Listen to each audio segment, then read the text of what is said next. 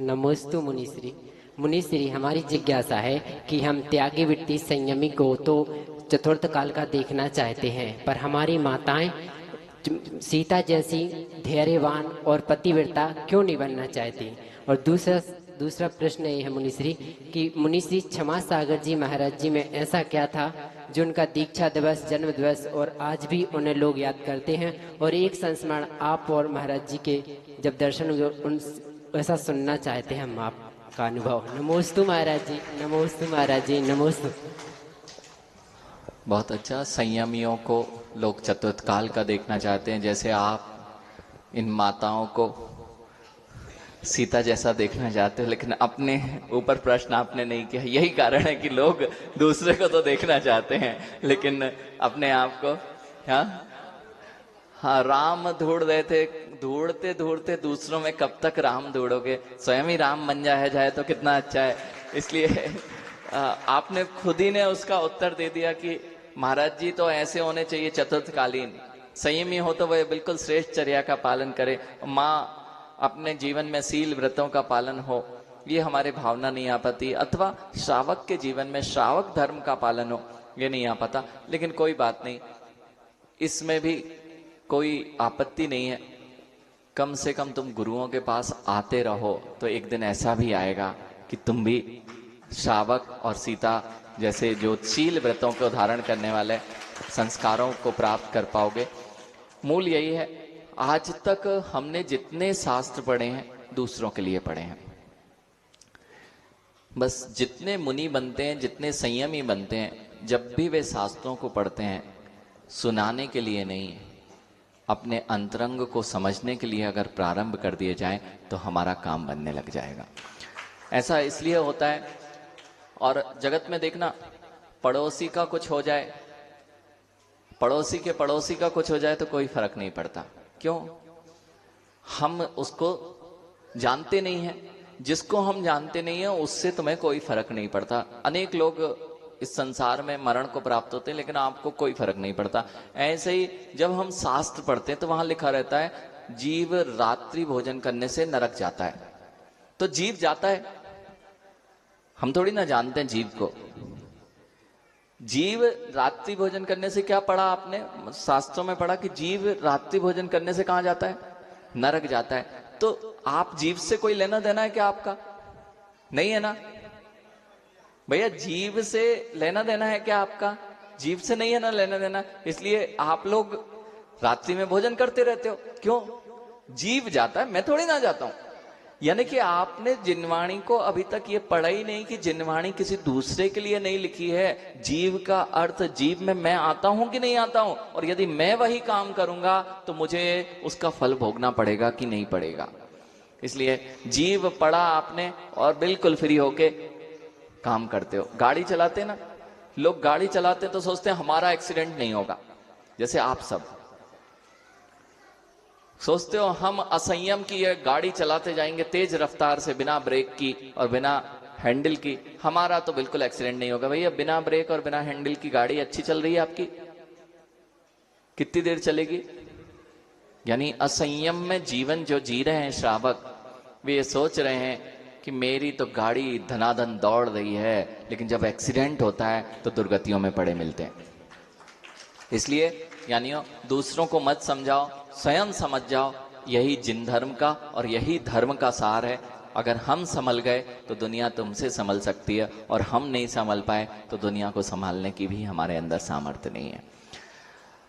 दूसरा जिज्ञासा आपने की कि मुनि श्री क्षमा सागर जी महाराज को लोग बहुत पूर्व में भी सुनते थे और वर्तमान में भी उनके जाने के पश्चात भी सुनते थे, और हमने भी उन्हें बहुत सुना है। यहां पर एक बात उनके साथ में विशेष थी। सबसे पहले जो आकर्षण का केंद्र था, उस समय वे एमटेक थे। उस समय वे बहुत पढ़े लिखे थे, और पढ़े लिखे लोगों का वैसे तो हमेशा से हमारे जिन धर्म में बड़े बड़े लोग ही दीक्षा लेते हैं, लेकिन प्रसिद्धि जिसकी हो जाती है तो वे बहुत अधिक पढ़े लिखे थे। उस समय के एमटेक होने के कारण जब वे दीक्षित हुए, उसके बाद उनके जीवन में जब वे बोलते थे तो जो आपने अभी बात की, प्रश्न किया, वो कभी भी दूसरों के लिए नहीं बोलते थे। वे अपने लिए बोलते थे और उसमें डूब जाते थे। अर्थात अगर वे प्रवचन करते करते भी कई बार उनके आंखों में से आंसू आ जाते थे। बिल्कुल आत्मीयता से बोलते थे, भावनात्मक रूप से वे उससे जुड़ते थे। ऊपरी ऊपरी किसी पुस्तक को पढ़ के और उसका प्रवचन सुना देना ये उनके जीवन में नहीं था। इसलिए लोगों को नयापन महसूस होता था। वे बहुत कुछ पढ़ते थे और पढ़ने के बाद अपने जीवन में उसको उतारने का प्रयास करते थे और अपनी प्रासंगिक घटनाओं को वह कहते थे जो हमारे दिन प्रतिदिन में घटित होती हैं, उनसे वे संबंधित कर दिया करते थे। इसलिए लोग उस समय भी पूरा के पूरे प्रांगण भरे रहते थे और जब हमें शायद उनकी कीमत ना आती हो, जब वे चले गए तो उनके वही वचन आज भी लोगों को आत्मीय लगते हैं और इसलिए लोग उनको बार बार सुना करते हैं। वह आत्मीयता थी उनके अंदर, वह ऊपरी रूप से नहीं बोलते थे। यही कारण है कि उन्हें लोग सुनते थे। भजन 4 लोग गा सकते हैं, एक ही भजन को 4 लोग गा सकते हैं, लेकिन 4 लोगों का एक ही भजन, संगीतकार भी एक ही है, लेकिन आप एक से प्रभावित होते, कहते मजा आ गया। क्या कहते हो? वो क्यों आता है? यानी जो हृदय से गाता है वो हृदय तक पहुंच जाता है। ऐसे ही कुछ उनके साथ होता था। प्रवचन तो सब करते हैं, लेकिन वे हृदय को छूने वाले प्रवचन क्यों हो जाते थे? क्योंकि वे हृदय से बोलते थे और प्रत्येक के हृदय में वह छू जाया करता था। उनके जीवन के साथ में हमने भी कुछ पल बिताए। बहुत छोटी उम्र में तो जब 95 में वे विदिशा में समता सागर जी, प्रमाण सागर जी, क्षमा सागर जी, उस समय तो छोटे थे तो हमें ज्यादा याद नहीं है, लेकिन प्रसंग फिर से 2001 और 2001 शिवपुरी का है। शिवपुरी में यंग जैना अवार्ड प्रारंभ हुआ था। उस समय भी हमारा जाना तो नहीं हुआ था, लेकिन यंग जैना अवार्ड जब हुआ तो उसमें अवार्डी के रूप में हमारा भी नाम था। हमारे घर वाले वहां गए थे, तब से और ज्यादा लगन हो गई थी और उनका जो चिरपिंग स्पैरो और मैत्री समूह के जो चीजें आती थी वो पढ़ना भी प्रारंभ किया। उसके पश्चात जो उनके प्रवचन थे, उनके प्रवचनों को सुनने का मौका मिला। अर्थात जयपुर में 2002 में पुनः यंग जैना अवार्ड हुआ, तब भी वहां गए और उनकी आत्मीयता सबको देखकर दूर से ही, छोटा हो या बड़ा हो, उनका मैनेजमेंट, टाइम मैनेजमेंट, ये सब कुछ सबको प्रभावित करता था। और जब ब्रह्मचारी बने और उनका गड़ाकोटा में स्वास्थ्य ठीक नहीं था, उस समय की घटना है। गड़ाकोटा में हमने अपना आजीवन ब्रह्मचर्य व्रत आचार्य भगवान विशुद्ध सागर जी मुनिराज से ले लिया था और कुछ ही दिनों में हमें संघ में प्रवेश करने जाना था, हम घर छोड़ के ब्रह्मचारी रूप में आचार्य जी के।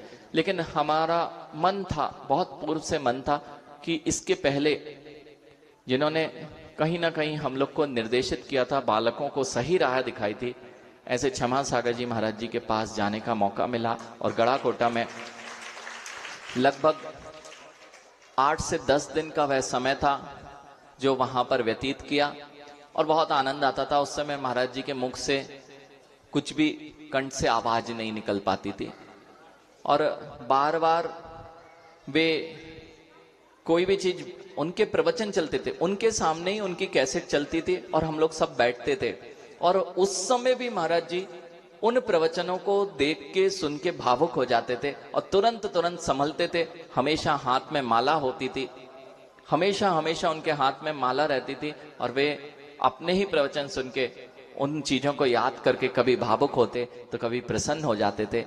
यह वह क्षण, वह चेहरा आज भी याद आता है और उनका आशीष वहां पर था।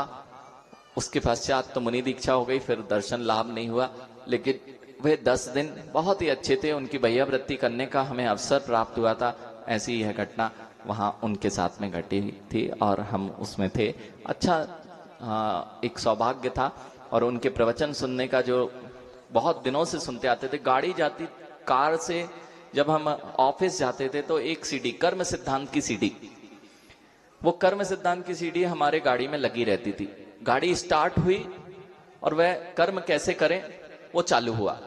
ऐसे प्रवचन जब वापस आते लगभग 45 मिनट लगता था, 17-18 किलोमीटर ऑफिस जाने के लिए, तो गाड़ी में वो सीडी लगी रहती थी, अपने आप बजना चालू हो जाती, क्षमता गई, तो सुनने में भी बहुत उनको आनंद आता था और बहुत सारी जीवन की नई सीख और सिद्धांतों पर ही बोलते थे, लेकिन जीवन से रिलेटेड होता था, इसलिए लोगों को बड़ा आनंद आता था।